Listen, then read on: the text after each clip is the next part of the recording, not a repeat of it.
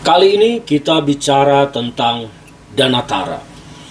Pemerintah akan segera meresmikan, mensahkan yang namanya sebuah badan baru, dana tara. Dana tara ini akan diproyeksikan menjadi sebuah lembaga, sebuah badan yang akan mengkonsolidasikan kekayaan negeri ini, kekayaan BUMN, dan semua termasuk keuntungan-keuntungan BUMN nanti akan dikonsolidasikan di sana dan dikelola oleh dana tara. Dan mungkin diperkirakan total aset yang akan dikelola oleh dana tara bernilai 14.000 triliun.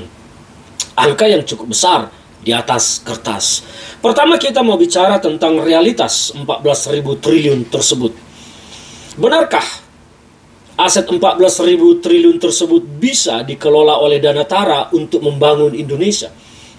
Pertanyaannya, kalau bisa, kenapa tidak dari dulu? Apakah pejabat-pejabat dari dulu itu bodoh tidak memikirkan ini? Ataukah dana tara ini ternyata hanya sebuah omon-omon belaka karena aset itu hanya ada di atas kertas tetapi tidak liquid, tidak bisa digunakan. Kalau bicara tentang BUMN, BUMN kita ini kan aset-asetnya juga telah digunakan sebagai bagian dari utang yang telah diambil oleh BUMN kita. Saya mau bertanya, BUMN mana yang tidak punya utang di negara ini? Pertamina, BUMN paling besar saja, paling sehat selama ini, utangnya luar biasa besarnya. PLN, perbankan, BUMN mana yang tidak punya utang? Jadi kalau bicara tentang aset 14.000 triliun milik BUMN, mungkin itu adalah angka di atas kertas, tetapi realitanya tidak demikian. Karena aset-aset ini mungkin sudah menjadi bagian dari utang yang dijaminkan atau menjadi kolateral dari utang-utang yang telah ada.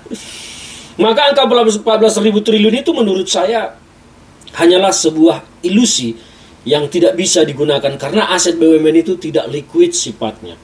Kalau mengharapkan investor untuk datang menanam uang di dana tara tersebut, investor yang mana yang akan menanamkan uangnya di dana tara? Kita tahu 5 tahun terakhir Indonesia begitu kesulitan mendapatkan investasi asing. Karena apa? Satu hal di negara ini, kepastian hukum yang buruk telah membuat investor asing ragu masuk ke Indonesia. Kalaupun waktu itu Jokowi bilang dari sana 200, 120, 30, 40, omong kosong semua. Sampai hari ini investasi ke Indonesia alirannya tidak sebaik yang disampaikan.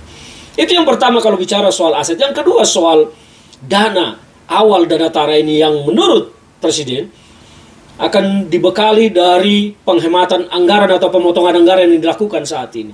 APBN kita sampai sekarang ini juga semuanya di atas kertas. Uangnya tidak ada atau minimal belum ada. Jadi kalaupun ada pemotongan, tidak mungkin bisa dilakukan itu menjadi dana awal dana tara. Kita bicara tentang postur APBN. Postur APBN kita 2025 diproyeksikan 3.600 triliun dengan defisit 600 triliun. Jadi kalau pemerintah melakukan pemotongan penghematan dari APBN ini 350 triliun, artinya defisitnya masih ada 250 triliun. Dengan demikian pemerintah masih harus mencari utang nanti untuk menutup APBN kita.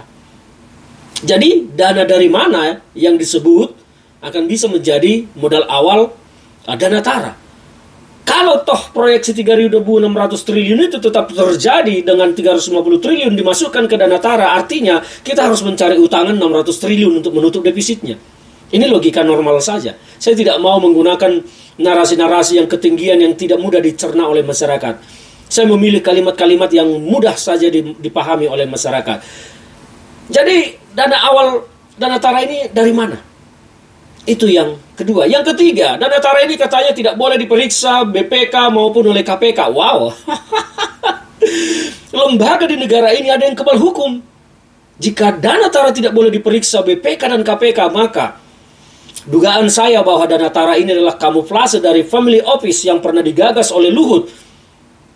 Akan dipergunakan untuk mencuci uang kotor koruptor selama 10 tahun. Terutama di era 10 tahun pemerintahan Jokowi. Saya menduga bahwa dana tara ini akan menjadi kamuflase dari family office yang tidak jadi dibangun, meskipun Luhut waktu itu mengatakan Februari akan disahkan, tetapi tidak pernah jadi. Maka dana tara ini kemungkinan besar adalah kamuflase dari family office yang akan digunakan mencuci uang kotor para koruptor di era 10 tahun pemerintahan Jokowi. Siapa koruptornya? Saya tidak tahu. Publik bisa menganalisis sendiri dan melihat sendiri. Jadi sebetulnya Danatara ini mau apa? Karena kalau melihat posturnya, Danatara ini akan mengambil alih kekuasaan Kementerian BUMN dan mengambil alih aset BUMN. Lantas BUMN ini bagaimana pengelolaannya? Apakah mereka hanya akan berlari seperti sebuah perusahaan yang tidak memiliki aset lagi, hanya manajemen belaka? Bagaimana nasibnya dengan kreditur-kreditur yang telah memberikan utang kepada BUMN kita? Jadi ya, saya mempertanyakan Danatara ini sebetulnya apa. Dan pemerintah sebaiknya menjelaskan ini, terutama di isu bahwa Danatara tidak boleh diperiksa BPK dan KPK. Ini aneh. Kalau bersih, kenapa takut diperiksa BPK dan KPK? Kalau bukan untuk cuci uang kotor, kenapa harus takut? Tidak ada yang perlu dirahasiakan di negara ini. Kalau semua dibuat seperti ini, maka negara akan menuju kehancuran dan kebobrokan, dan Indonesia akan semakin tidak disukai oleh investor.